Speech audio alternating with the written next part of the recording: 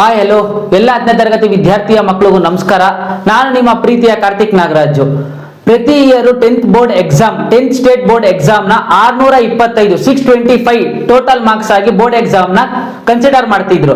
ಹಾಗೇನೆ 2026 ಅಲ್ಲಿ 525 525 ಮಾರ್ಕ್ಸ್ ನ ಟೋಟಲ್ ಮಾರ್ಕ್ಸ್ ಆಗಿ ಕನ್ಸಿಡರ್ ಮಾಡ್ತಾ ಇದ್ದಾರೆ. 100 ಮಾರ್ಕ್ಸ್ ಎಲ್ಲಿ ಹೋಗಿದೆ ಅಂತ ಹೇಳೋದಾದ್ರೆ ನಮ್ಮ ಕರ್ನಾಟಕ ಸರ್ಕಾರ ಎಜುಕೇಶನ್ ಮಿನಿಸ್ಟರ್ ಆಗಿರುವಂತಹ ಮಧು ಬಂಗಾರಪ್ಪ ಸರ್ ಹಿಂದಿನ ಟೋಟಲ್ ಮಾರ್ಕ್ಸ್ ಕನ್ವರ್ಟ್ ಮಾಡೋದು ಬೇಡ, ಗ್ರೇಡ್ ಆಗಿ ಕನ್ವರ್ಟ್ ಮಾಡೋಣ ಅಂತ ನಿನ್ನೆ ನಿರ್ಧಾರ ತಗೊಂಡಿದ್ದಾರೆ. ಹಿಂದಿ ಸಬ್ಜೆಕ್ಟ್ ನ ಟೋಟಲ್ ಮಾರ್ಕ್ಸ್ ಗೆ ಯಾವುದೇ ಕಾರಣಕ್ಕೂ ಕನ್ಸಿಡರ್ ಮಾಡಲ್ಲ, ಅದನ್ನ A grade, B grade, C grade, D grade ಈ ಗ್ರೇಡ್ ತರ ಕನ್ಸಿಡರ್ ಮಾಡಿಕೊಡ್ತಾರೆ ನಿಮ್ಗೆ.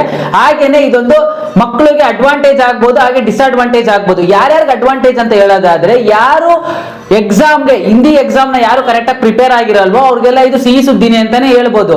ಹಾಗೇನೆ ಯಾರಿಗೆಲ್ಲ ಡಿಸ್ಅಡ್ವಾಂಟೇಜ್ ಅಂತ ಹೇಳೋದಾದ್ರೆ, ಯಾರು ಹಿಂದಿ ತುಂಬಾ ಇಷ್ಟಪಟ್ಟು ಸಬ್ಜೆಕ್ಟ್ ನ ಇಷ್ಟಪಟ್ಟು ಓದಿರ್ತಾರೋ, ನಾನು ಈ ಸಲ 100ಗೆ 90+ ತೆಗಿತೀನಿ ಅಂತ ಮಕ್ಕಳಿಗೆ ಇದು ಡಿಸ್ಅಡ್ವಾಂಟೇಜ್ ಅಂತಾನೆ ಹೇಳ್ಬೋದು.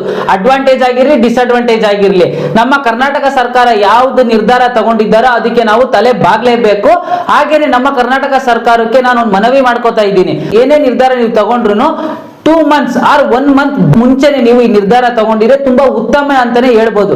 ನನ್ನ ಪ್ರಕಾರ ಈ ನಿರ್ಧಾರ ತಗೊಂಡಿರೋದು ಉತ್ತಮನೇ, ಈ ಸಬ್ಜೆಕ್ಟ್ ನ ಗ್ರೇಟ್ ಸಬ್ಜೆಕ್ಟ್ ಆಗಿ ಮಾಡಿರೋದು ಉತ್ತಮನೇ. ಬಟ್ ನೀವು 2 months ಬ್ಯಾಕ್ ಈ ನಿರ್ಧಾರ ತಗೊಂಡಿದ್ರೆ ಇನ್ನೂ ತುಂಬಾ ಒಳ್ಳೇದು ಅಂತ ನಾನು ಹೇಳಕ್ ಇಷ್ಟಪಡ್ತೀನಿ.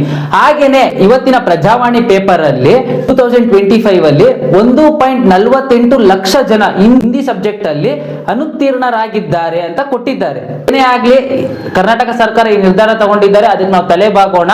ಸ್ಟೇಟ್ ಬೋರ್ಡ್ ಅಲ್ಲಿ ಇನ್ನ ಕೆಲವು ಸಬ್ಜೆಕ್ಟ್ ಇದೆ, ದಯವಿಟ್ಟು ಎಲ್ಲರೂ ಚೆನ್ನಾಗಿ ಮಾಡಿ ಅಂತ ಹೇಳ್ತಾ ಇಲ್ಲಿಗೆ ಈ ವಿಡಿಯೋ ಮುಕ್ತಾಯ ಮಾಡ್ತೀನಿ. ಧನ್ಯವಾದ.